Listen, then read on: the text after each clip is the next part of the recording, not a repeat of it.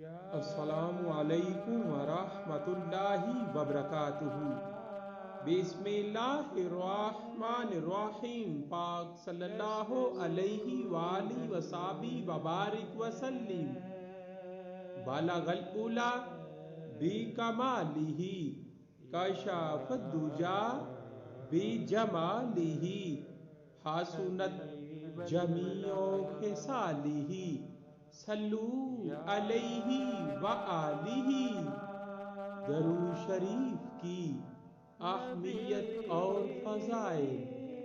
درود و سلام پڑھ کر حضور اکرم صلی اللہ علیہ وآلہ وسلم کے لیے رحمت کی دعا کرنا آپ صلی اللہ علیہ وآلہ وسلم کا اپنی امت پر حق ہے، اس لیے کہ آپ صلی اللہ علیہ وآلہ وسلم ہی وہ مبارک ہستی ہیں جنہیں اللہ تعالیٰ نے اپنے تمام بندوں، انسانوں، جنات اور تمام مخلوقات کے لیے رحمت بنا کر مبعوث فرمایا ہے۔ ارشاد باری تعالیٰ ہے وَمَا أَرْسَلْنَاكَ إِلَّا رَحْمَةً لِّلْعَالَمِينَ۔ ترجمہ: اور ہم نے آپ کو تمام جہان والوں کے لیے رحمت بنا کر بھیجا۔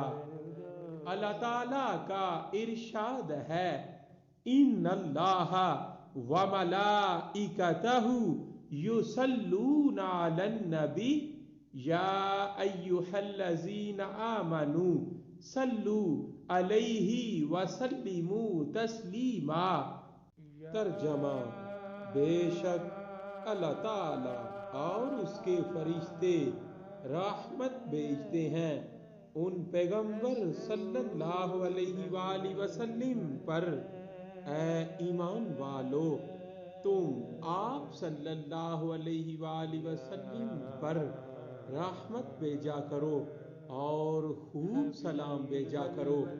اس آیت سے درود و سلام بھیجنے والے مسلمانوں کی ایک بہت بڑی فضیلت ثابت ہوئی کہ اللہ تعالیٰ نے ان کو اس کام میں شریک فرما لیا جو کام حق تعالیٰ خود بھی کرتے ہیں اور اس کے فرشتے بھی۔